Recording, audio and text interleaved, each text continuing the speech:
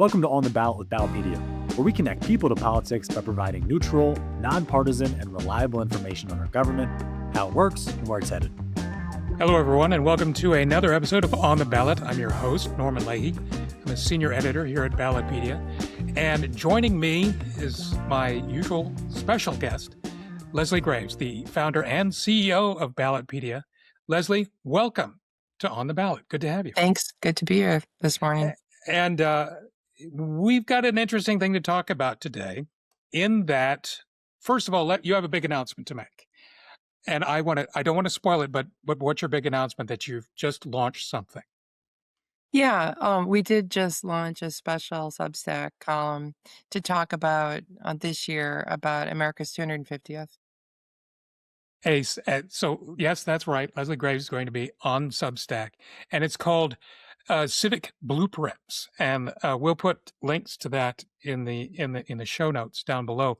But what's the basic idea of this? Is this going to be more Ballotpedia stuff, or are we going to be going above and beyond as you've told me in the past, the four walls of Ballotpedia on this? Well, thanks. It's kind of a combination. This July 4th is the 250th anniversary of the signing of the Declaration of Independence. So there's a 250th celebration across the country this year. And many groups are doing special events because of that. The many governmental units are doing special events, state governments, the federal government, many nonprofits and many corporations are doing some special programming to acknowledge that this year is happening. And a lot of that's all really interesting. As I noticed that planning being made last year, I noticed that many of the things that people wanted to talk about with respect to the 250th were idea related. They were related to what are the founding ideals of the country, how if at all does our country stand apart from other countries based on those founding ideals? What is the separation of powers? What's federalism? What are some of those exciting ideas? And to introduce people, to take this as an opportunity to reintroduce people to those ideas. Which is all great, but we are not needed to do more of that because everybody else, a lot of other people are doing really interesting programming on that. I thought it would be interesting to talk about a different part of our country, and that is what we call the Civic Blueprint or the Blueprint for Democracy. And what we're talking about and what we really want to talk about with our readers this year, and anybody else that's interested, is how does it actually all work? In terms of the actual mechanics. Because there's a popularized version of how American government works, and it's very simple, and I understand that. But there's a lot that goes on behind the scenes that people don't really understand or don't appreciate, and that's what this whole the Ballotpedia effort, the Blueprints of Democracy, is going to try to illuminate. Correct? Right. Mm-hmm. And there's a lot of different pieces of the blueprints of democracy. Yeah. Right. And it's not just, how do candidates get on the ballot and how ballots are counted and that kind of stuff, but you're going to go into policy areas. You can talk about things like, how are regulations made? What's the process for it? What's the genesis of the administrative state? Things like that. Yeah. When you get into thinking, by the way, when I first started talking about with all of this with our team at Ballotpedia, I referred to it as the plumbing of democracy, and everybody was like, can't call it that. That just doesn't sound good. That's why we're calling it the blueprint or whatever we're calling it. But I mean, the truth is that we see the stuff that's above the water when we see actual political outcomes. This person got elected. They got sworn into office. They signed these executive orders, or the U.S. Senate passed this bill, or state Senate did, and it was signed into law. We see that stuff up there at the top. And we do hear policy debates, although we don't hear as much about them as I think would be great if we did. But so much goes on under the waterline, and we're going to be talking about that. And in the first, and these are going to appear on a special place on the Ballotpedia website, the American, the 250 project, the Blueprints of Democracy, and in the Daily Brew. Once a month, there'll be a new article looking at a new aspect of the infrastructure, the nuts and bolts that makes democracy work. But I was struck by something in your Substack, and it's a story you've told me before about Molly Pitcher. Oh yeah. Well, Tell me about that. okay. By the way, when I've shared this story with people who are somewhat younger than I am, I have said things like, like when you learned about Molly Pitcher in elementary school, and they've like, I didn't learn about Molly Pitcher in elementary school. But when I was in elementary school, and the teachers were talking about the founding fathers, there would invariably be a day that would come when they would say, and there were some founding mothers too, and one of them was Molly Pitcher. So who was Molly Pitcher? Well, then it's a generic. It turns out it's kind of a generic name for women who carried pitchers of water to men on the battlefield. So they were referred to as Molly Pitchers. And one of them was somewhat famous and is sort of the prototype of all the Molly Pitchers because not only did she carry pitchers of water to men on the battlefield, but her husband died at a cannon, and then she took his place and helped load the cannon and shoot it. So I was taken by that story. And when I was thinking about this project that we're doing at Ballotpedia, I thought back to that. I was like, why was I so taken with that story? Well, one reason I was is because the Molly Pitchers were not they were people who served. They were not, they did things to make it easier for other people, in their case, to participate in war. But in the context of our American democracy, there are many people who do things with their hands and feet to make it easier for other people to participate in our great American democracy. So I'm like, they're like Molly Pitchers. It's, if you're doing things, if you work the polls, if you do any of a number of things to make it easier for people to vote and easier for people to figure out the people on the ballot and what their views are, if you're doing things to make it easier, it doesn't really matter what you think about the doctrine of the separation of powers, etc. It matters that you are willing to help other people figure it all out and do things to make life easier for them. And if we ever really want to have high voter turnout in this country, we need to make it easier for people to vote because people are busy, they're overstressed in their lives. So to expect that they should be able to take 10 hours out of their life and search over 529 different websites to find out information about all the people, that's just completely unrealistic. So at Ballotpedia, we try to make it easier for other people, and many, many other people across the country try to make it easier. And that's the kind of work that we want to really describe for people in detail because most people don't really think about it very much. Yeah, because the title of your Substack was be like Molly Pitcher.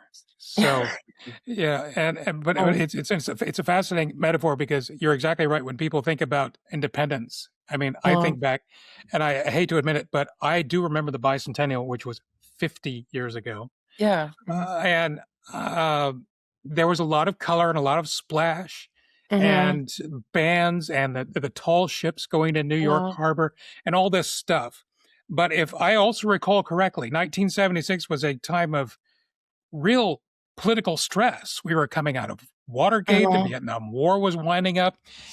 Inflation was running rampant. You made, for the younger people in the audience, the whip inflation now buttons. Who remembers those? But the bicentennial was something that, even if you were a little bit dismayed about what was going on, you really kind of got into that. And you think, and so that the national thing that is coming down the pike at us, and it's going to be unavoidable. People might get into that, but what is the thing that people are going to latch onto from Ballotpedia stuff? What are they going to go? What is their aha? I totally dig this moment. Are we going to be able to? Are we going to get that same kind of reaction from people's like, yeah, Well, we'll see. I mean, not everybody is interested in doing the plumbing of democracy. It's an act of service. It's humility, and it's recognizing that somebody has to wash the dishes.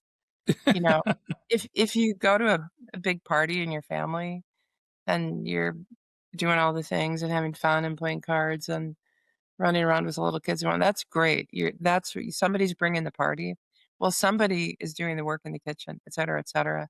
Somebody has to do that, and that's really the kind of stuff that we want to talk about a lot this year. And it's also, I think, important to realize, and we've talked about this in other other ways, is that a lot of attention is focused on the topmost layer of Mm-hmm. American government, Mm-hmm. naturally, because that's where the best headlines are made. But the stuff that you're talking about is the stuff that happens away from the headlines and away from Right. really.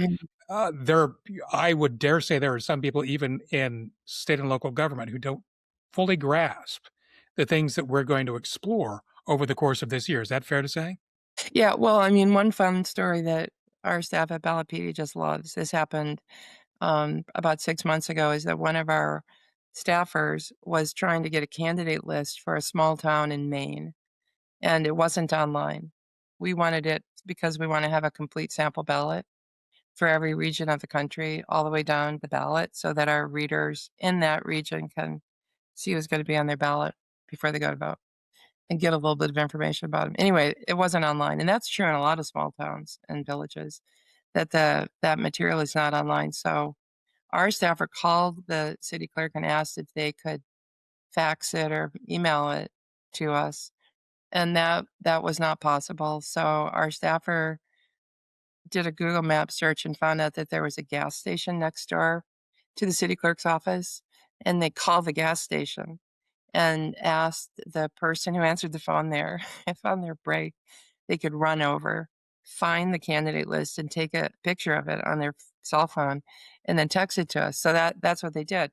Well, that person who was working at the gas station who got that phone call and then heard the whole thing, and they thought, yeah, I don't really wanna run over to do that. I probably have more interesting things that I could do on my break, but they did it, so they made it easier for us. They were performing the kind of active service that we really want people to be aware. There's a lot of that happening below the surface.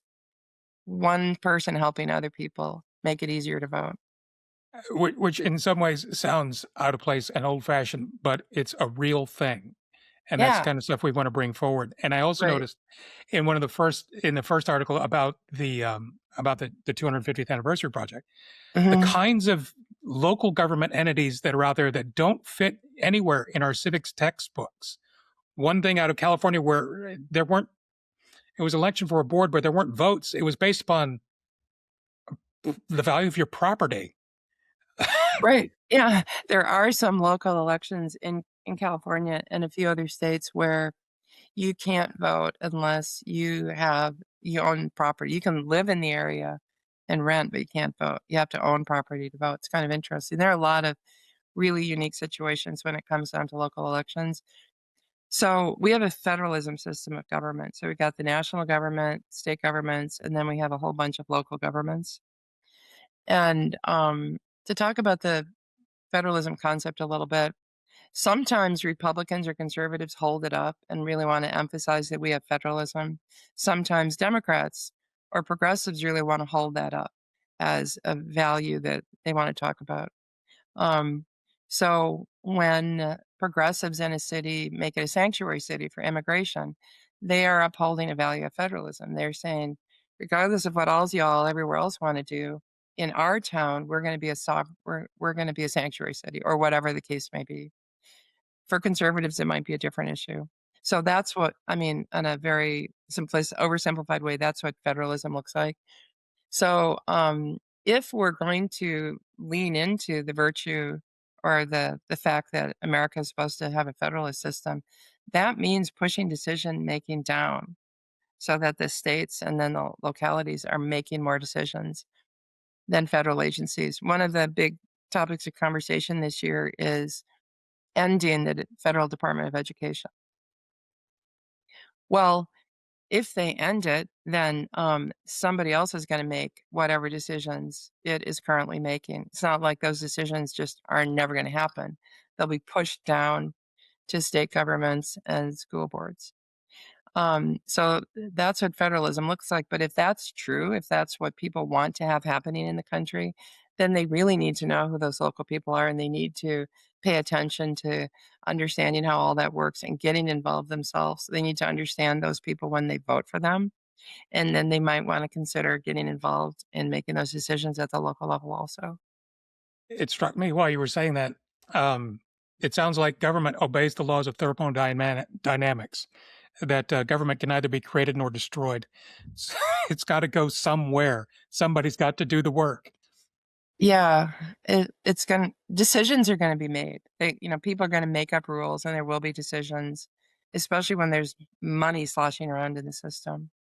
And this is going to be decide how to spend it. Yeah, this is going to be a year-long project. So we invite people, and we'll be discussing it, of course, over the course of the year, as well as your new Substack. And again, we'll have that information in the show notes. But we look forward to it. And is there anything special that we should be looking forward to in the next few editions of your Substack? Anything brewing up there? And one of the things we've been talking about within the four corners of Ballotpedia, this is the kind of thing we talk about, is rational ignorance. And that means when people decide that they're just not going to pay any attention to whatever the case may be. And it could be that you decide it's the day of the Kentucky Derby. You're just going to ignore it. Or right now, it's the Olympics. You may just decide, I'm not going to watch any Olympics. I don't care. So, and that's because your brain feels completely full and you just don't have any room in your little brain cells for one more thing. That's a oversimplified version of rational ignorance. But some people exhibit or have reasons to decide not to pay the slightest bit of attention to political news. So we're going to be talking about what that looks like, what it means, and sort of digging into that topic, which I find really interesting. Yeah, there's plenty of topics that I've purposely chosen not to do.